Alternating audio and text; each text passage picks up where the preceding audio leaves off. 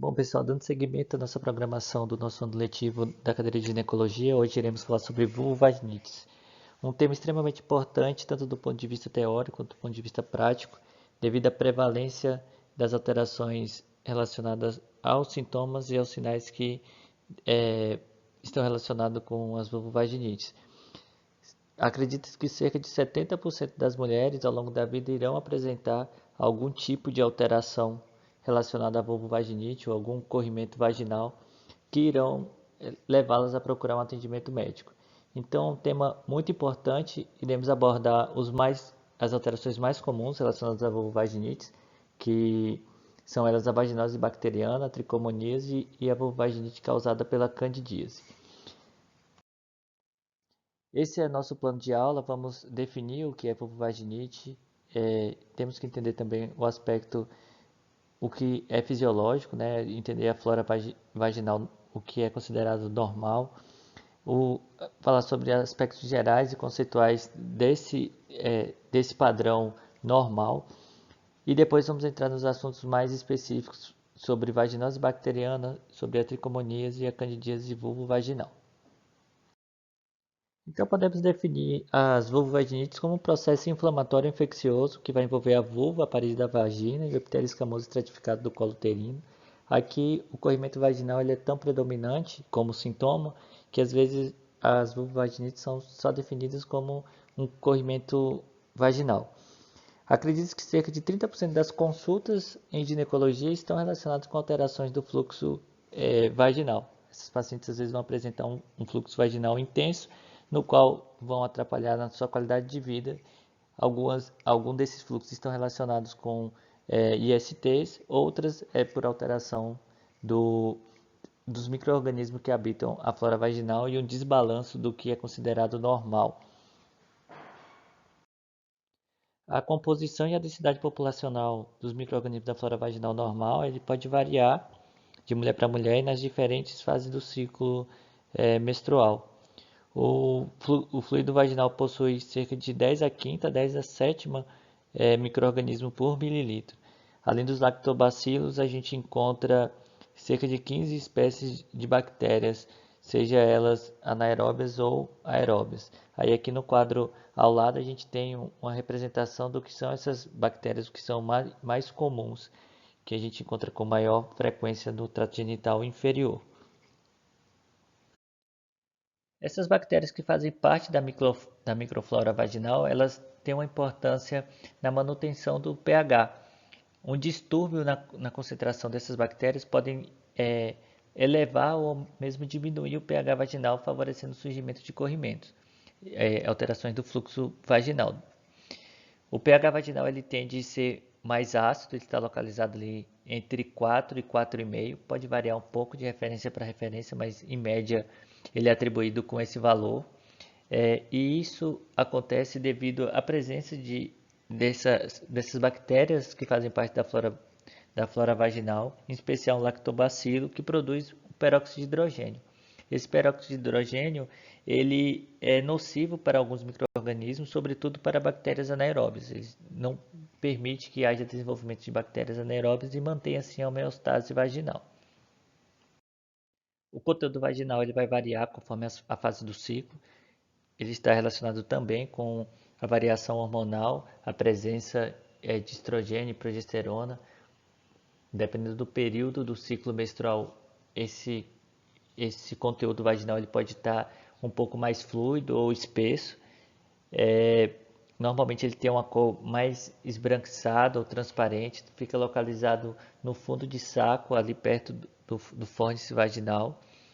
É mediado através dos lactobacilos, como eu falei anteriormente, e o peróxido de hidrogênio tem um papel fundamental na homeostase vaginal. Existem alguns fatores de proteção para manter a homeostase vaginal. A gente pode dividir em três zonas, na vulva, na vagina e no colo. A vulva, o próprio tegumento, os pelos e a coaptação dos pequenos lábios ajudam a manter essa homeostase. Na vagina, o meio ácido, no pH entre 4 e 4,5, a presença de lactobacilos e alterações cíclicas do período menstrual e a alteração hormonal também favorecem a manutenção da homeostase, e no colo, o muco endocervical, a ação bactericida e a integridade anatômica estão relacionados com fatores de proteção para que não haja um desbalanço da flora bacteriana vaginal e um surgimento de um corrimento vaginal.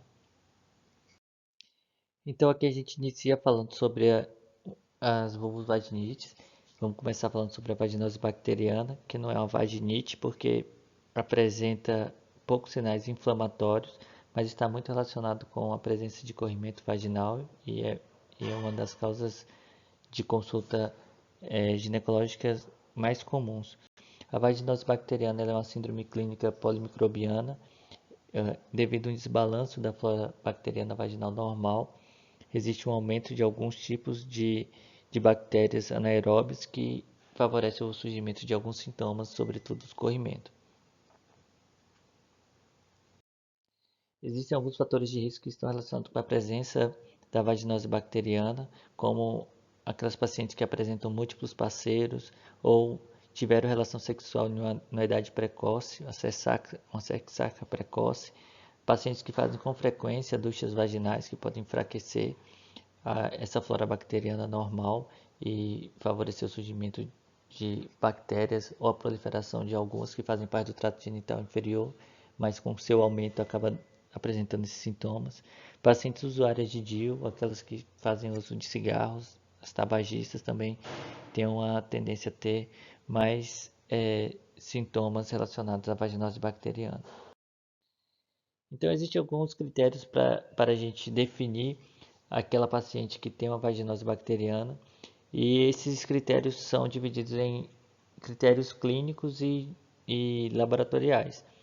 A gente normalmente vai encontrar esses pacientes apresentando corrimento vaginal de odor fétido, que pode ser atribuído como tipo peixe podre. O corrimento, quando a gente passa o espéculo e olha no canal vaginal e no colo uterino, ele se apresenta de forma fluida, ele é homogêneo, branco acinzentado e pode apresentar microbolhas. Os critérios de Amisel, eles são critérios que foram criados para estabelecer o diagnóstico de vaginose bacteriana. Nós precisamos ter 3 de 4 critérios para fechar o diagnóstico. E os critérios são: o pH vaginal ele vai estar elevado, vai estar acima de 4,5. Essa paciente vai apresentar esse tipo de corrimento que eu já falei anteriormente. O teste de WIF, ou WIF teste, vai ser positivo. O teste de WIF, ele nada mais é que você colhe a secreção vaginal do colo e do fundo de saco, você vai passar numa lâmina e vai acrescentar 1 ou 2 gotas de peróxido de hidrogênio. Se surgir um odor fétido, a gente considera o teste como um teste positivo e pode estar relacionado com a vaginose bacteriana. E existe também a presença de Clue cells. A Clue cells são ou células em alvo, que também são conhecidas, é muito comum de serem visualizadas na vaginose bacteriana. A gente faz a microscopia e vai observar a presença dessas células. O tratamento eu vou falar um pouquinho mais à frente. Aqui são imagens representando o que seria do lado aqui esquerdo. Aqui é o colo uterino, a gente vê que tem a saída de uma secreção um pouco branca, um pouquinho acinzentada. A gente vê que tem presença de bolhas, que está relacionado com a vaginose bacteriana. Normalmente essa secreção aqui, se fizer o WIF teste, vai ser um teste positivo, vai ser uma leucorreia com odor.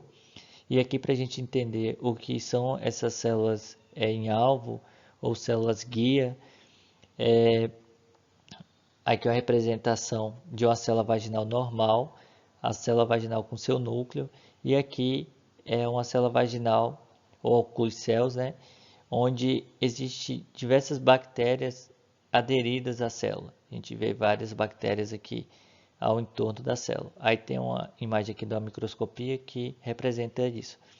Aqui nós temos a célula normal, a célula com seu núcleo, a célula com seu núcleo, e aqui próximo é lactobacillus, e aqui nós temos a Clue cell.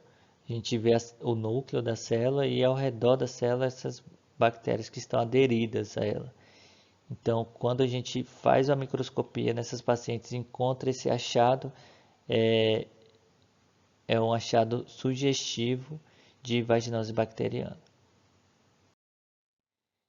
Antes de falar sobre o tratamento, a gente precisa orientar essa paciente em relação ao que pode, ao que não pode fazer. Durante o tratamento, essa paciente não pode ter relação sexual. A gente tem que orientar mudanças nos hábitos de vida, que a gente sabe que às vezes, como por exemplo, a realização de ducha vaginal pode prejudicar a flora bacteriana vaginal normal, enfraquecer essa flora bacteriana e favorecer o surgimento de corrimento vaginal. Então, a paciente que faz ducha vaginal com frequência, a gente tem que desestimular e orientar ela que isso pode ser um dos fatores causadores desse corrimento, desse leucorreia aumentado. E aqui, para representar o parceiro, a gente não precisa tratar o parceiro. A vaginose bacteriana não é considerada um IST, uma DST, então, sendo assim, a gente não precisa tratar o parceiro. A gente só vai tratar a paciente. Esse quadro aqui foi tirado de um protocolo do Ministério da Saúde, no qual ele faz a recomendação para o tratamento da vaginose bacteriana. Então, a gente vai ter como primeira opção a utilização de metronidazol, 250 mg, 2 comprimidos, via oral 2 vezes ao dia, por 7 dias. Ou podemos fazer também um tratamento tópico com metronidazol, um gel vaginal. Ele é um aplicador cheio via vaginal à noite ao deitar por 5 dias. Uma opção ao metronidazol pode ser a clindamicina. Ela vai ser 300 mg via oral 2 vezes ao dia por 7 dias. E em algumas situações especiais, como nas gestantes, o metronidazol no primeiro trimestre ele não é tão recomendado, apesar de ter alguns estudos mostrando que o uso do metronidazol no primeiro trimestre ele é seguro, mas normalmente o que é feito é a clindamicina, 300 mg via oral 2 vezes ao dia. E após o primeiro trimestre, a gente utiliza o metronidazol na gestante. A gente observa que as pacientes que não fazem tratamento têm um pior prognóstico gestacional, às vezes relacionado à ruptura de bolsa, a parto prematuro, então tem indicação formal para o tratamento.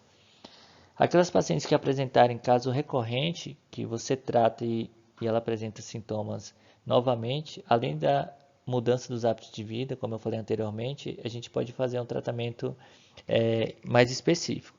Então, em casos recorrentes, a gente vai usar o metronidazol, 250 mg, né? 2 comprimidos, no caso 500 mg. A paciente vai tomar 2 dias, agora aqui por um período um pouco mais prolongado, de 10 a 14 dias. Ou fazer o uso do creme vaginal, usando também por um período mais prolongado, de 10 dias, seguindo de um tratamento supressivo. E aí a paciente vai usar 2 aplicações semanais por 4 a 6 meses. Como eu falei, o tratamento dos parceiros não está recomendado. E para aquelas pacientes puérperas, aquelas que estão amamentando, recomenda-se o mesmo tratamento das gestantes. Aqui a gente tem que ter cuidado só em relação à amamentação, orientação em relação à amamentação e quando estiver fazendo uso do metronidazol. Então, algumas das complicações das pacientes que têm vaginose bacteriana, elas tendem a ter mais parto prematuro e também abortamentos. Pode ter rotura prematura de membranas ou até mesmo coramionite. Tem um índice maior de infecção puerperal e, além disso, pode ter colonização do recém-nato. Por isso, a importância da gente tratar essas pacientes, avaliar em qual trimestre ela está. Se ela estiver no primeiro trimestre, você pode usar como opção a clindamicina. Se ela passou do primeiro trimestre, já pode usar com segurança o metronidazol. Dando seguimento na nossa segunda vulvovaginite, vamos falar agora sobre tricomoníase. A tricomoníase ela é uma IST diferente da vaginose bacteriana. Ela é causada por um protozoário flagelado e é a terceira causa de corrimento vaginal. Também uma infecção bastante comum e a gente vê com bastante frequência no nosso consultório. Aqui uma representação do que seria o protozoário da tricomoníase, o Trichomonas vaginalis. Sobre os fatores de risco que estão relacionados com a tricomoníase, a gente observa que são fatores relacionados à atividade sexual. Então, aquelas pacientes que têm múltiplos parceiros, que teve uma ressaca precoce, que têm relação sexual desprotegida, têm uma tendência maior a ter infecção pela tricomoníase. Como eu falei, ela é uma IST, então pode ser transmitida através da relação sexual. Ela tem uma prevalência muito grande no nosso meio. Então, é, os fatores relacionados à atividade sexual, eles aumentam a incidência da infecção pela tricomoníase. Em relação à sua clínica, normalmente o paciente vai apresentar um corrimento vaginal abundante. Aqui esse corrimento se apresenta de forma, um corrimento mais amarelo, amarelo esverdeado. Também tem mau cheiro, ele pode ser bolhoso. E a paciente, além dos sintomas relacionados à leucorreia, pode apresentar ardência, hiperemia e edema vaginal. No seu diagnóstico, a gente vai ter um pH vaginal também mais aumentado, aqui acima de 5. Vai ter essa leucorreia, como eu falei, um corrimento amarelado ou amarelo esverdeado. O IF teste aqui também pode ser positivo. Na microscopia a gente vai encontrar o protozoário flagelado, que é o Trichomonas vaginalis, e o que a gente observa com bastante frequência é a colpite difusa. A paciente vai apresentar um colo que a gente fala um colo em framboesa. Existem pequenos locais com pontos de hemorragia e a gente consegue ver às vezes ao olho nu e às vezes através da colposcopia. E na colposcopia a gente pode lançar a mão do teste de Schiller que vai facilitar a nossa visualização. E o tratamento eu vou falar um pouquinho mais à frente. Então aqui mostrando a representação do que seria essa colpite difusa. Vocês observam que tem esses pontos mais vermelhos, né, ao redor do colo.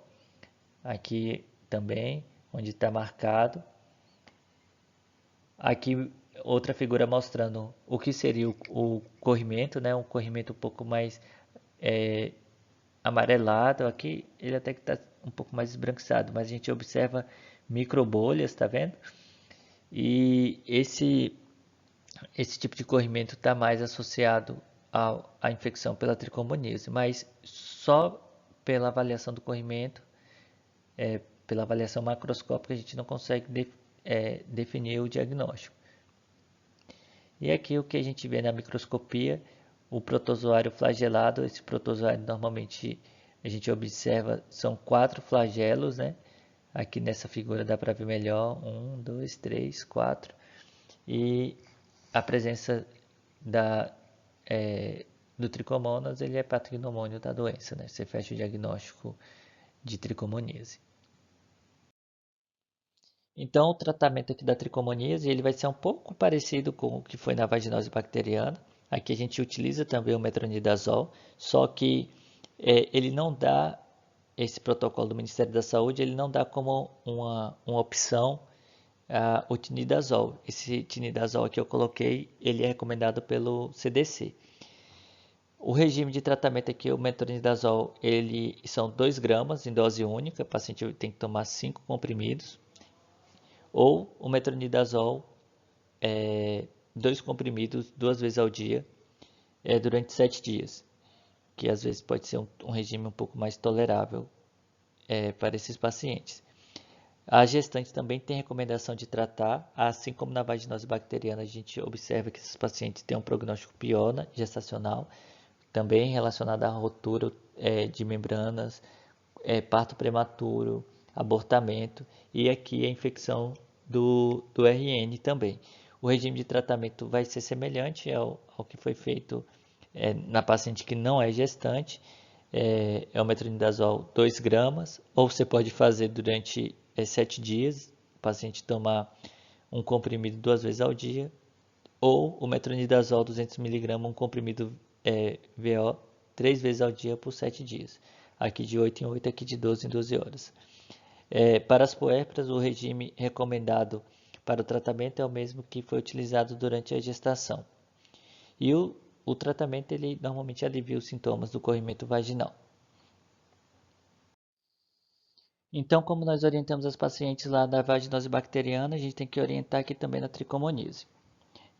Alguns aspectos gerais, né, em relação ao seu tratamento. Aqui as pacientes também não podem realizar atividade sexual na vigência do tratamento.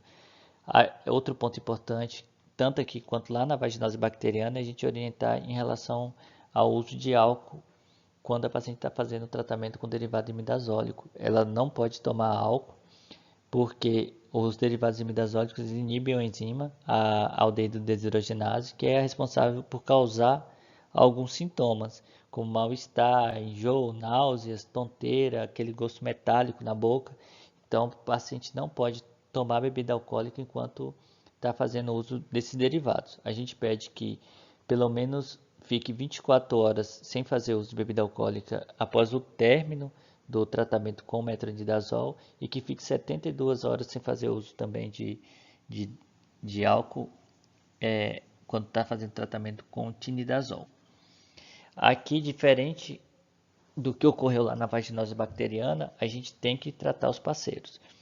O parceiro aqui tem que ser tratado e vale reforçar esse aspecto muito importante em relação à bebida alcoólica. Às vezes o paciente faz uso de bebida alcoólica e acha que vai morrer por conta do uso dos derivados imidazólicos. Então, assim como lá na vaginose bacteriana, mas aqui mais ainda, a gente tem a obrigação de tratar esses pacientes, as pacientes gestantes, por conta de complicações relacionadas à infecção. Esses pacientes têm um maior índice de parto prematuro, de rotura prematura de membranas, de infecção puerperal. O RN ele tem baixo peso ao nascer, com maior frequência. Às vezes a gente encontra recém-natos colonizados com o protozoário com tricomonas. Os pacientes tendem a ter mais corioamnionites por conta da infecção. Então, tem recomendação de tratar as gestantes por conta da probabilidade maior de complicações e complicações graves. Então, nessa aula de hoje, eu vou falar sobre vaginose bacteriana, tricomoníase e candidíase vulvovaginal. Existem outros tipos de vulvovaginites, mas hoje abordei essas três que são as mais prevalentes e as mais comuns no nosso consultório.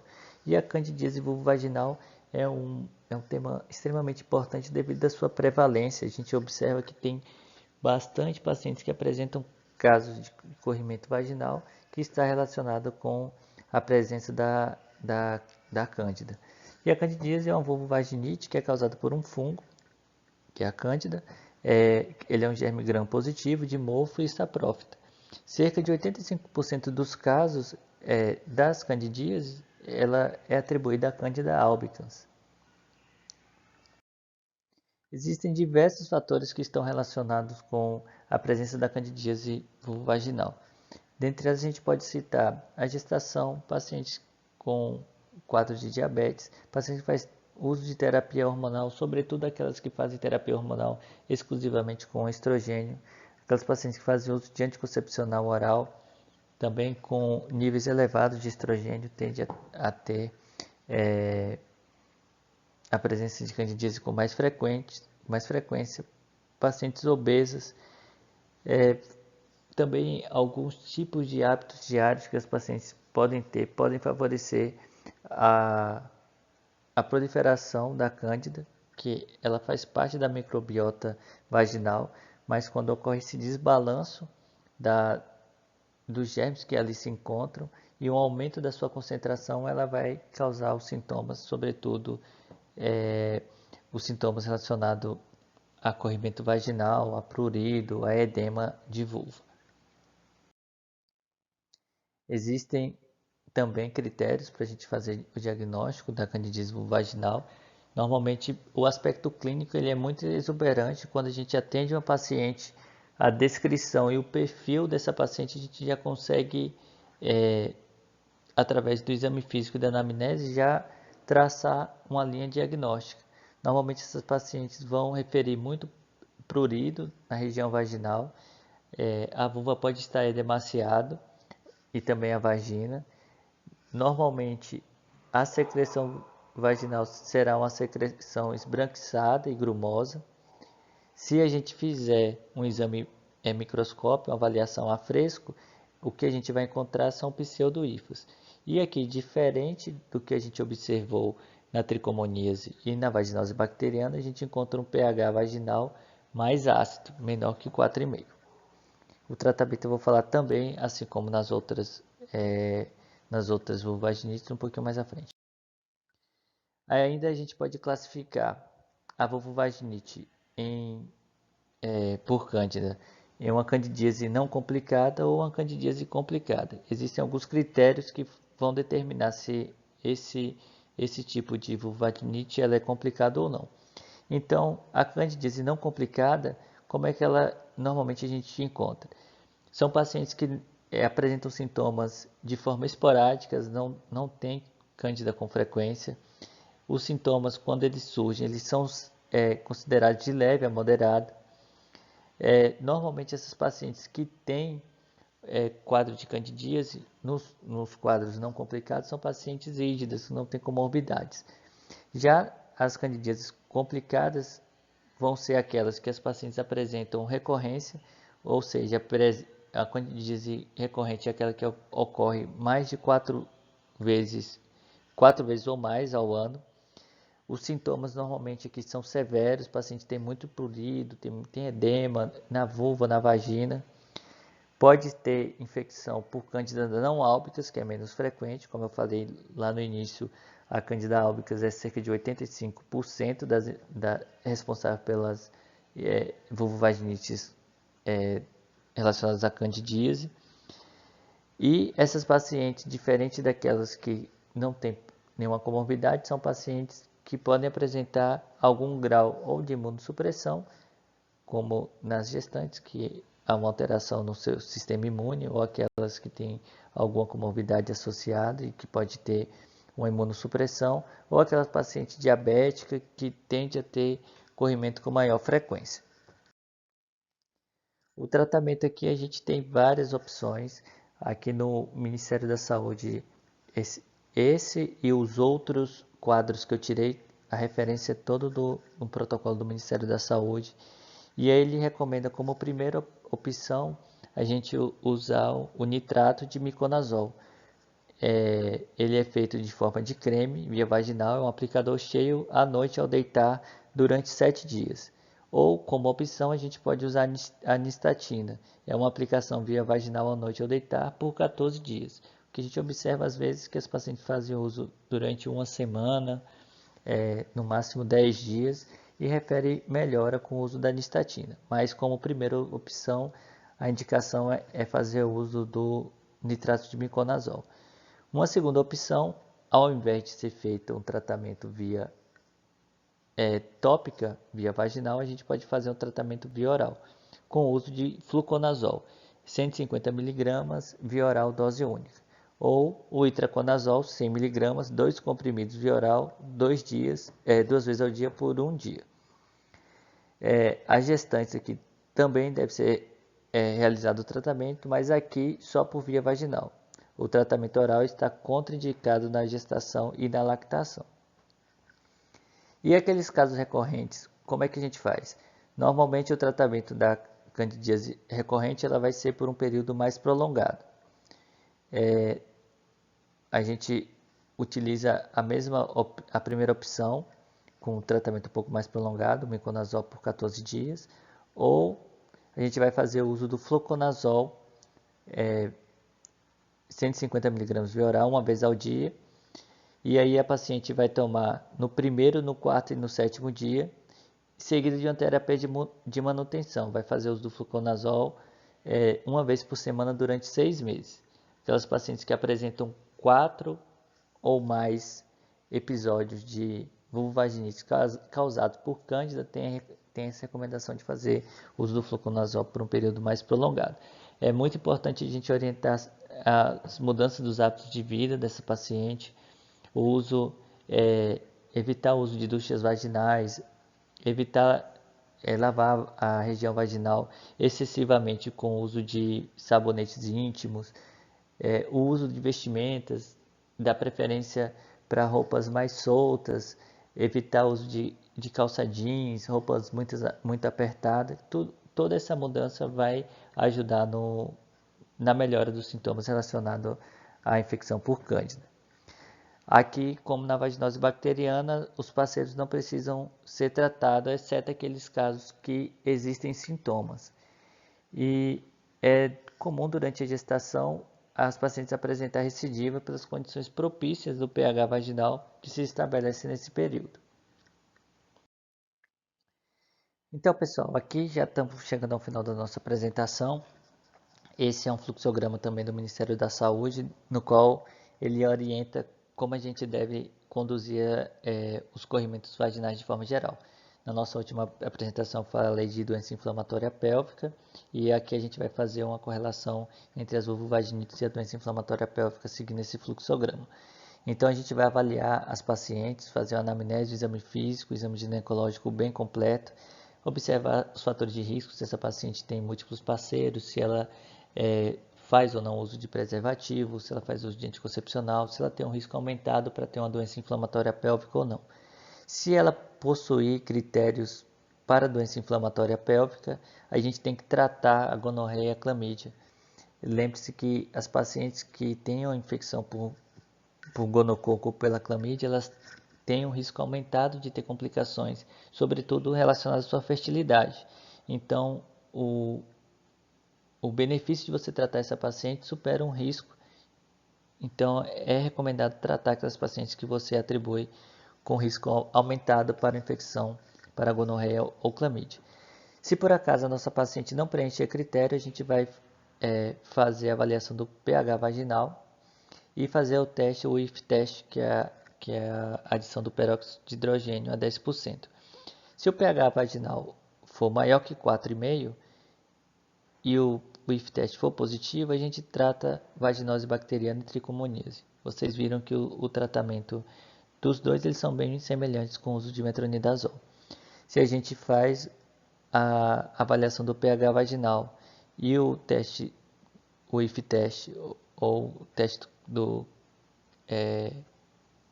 KOH ou do peróxido de hidrogênio e ele é negativo, a gente vai avaliar o aspecto desse corrimento. Se é um corrimento grumoso ou se existe eritema vulvar, a gente trata como cândida. Se o aspecto do corrimento não tem esses critérios, pode ser uma causa fisiológica. Então a gente tem que aconselhar essa paciente, orientar que não existe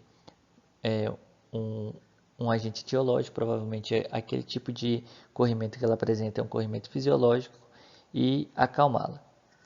Vale lembrar que também essas pacientes que apresentam esses tipos de alteração, seja ela a vaginose ou tricomoníase, a gente pode oferecer e deve oferecer a realização de alguns exames, porque pode existir infecções concomitantes, seja ela até mesmo do HIV ou de sífilis. Então a gente faz avaliação através de exames laboratoriais de HIV, VDRL, hepatite B e C. Se disponíveis, a gente também tem indicação de vacinar essa paciente, se por acaso ela não for vacinada contra hepatite B. E aqueles casos que a gente tratou, enfatizar a adesão do tratamento. Quando é uma infecção por tricomoníase, devemos notificar, convocar e tratar também os parceiros. E acompanhar esses pacientes e agendar o retorno. Essas são as recomendações que o Ministério da Saúde faz para avaliação daquelas pacientes com corrimento vaginal.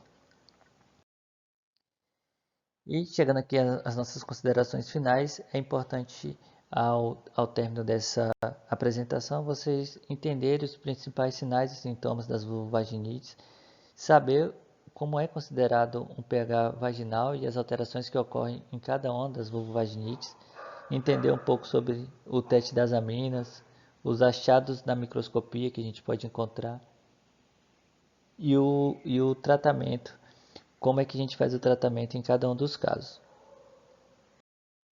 Esses daqui foram as referências que foram utilizadas para a apresentação da nossa aula, o protocolo clínico, que é do Ministério da Saúde, o livro em rotinas de ginecologia, Ginecologia Williams e um tratado da Febraso, falando sobre vaginites e vaginose. Então, eu estou à disposição para eventuais dúvidas e a gente se encontra na nossa próxima apresentação.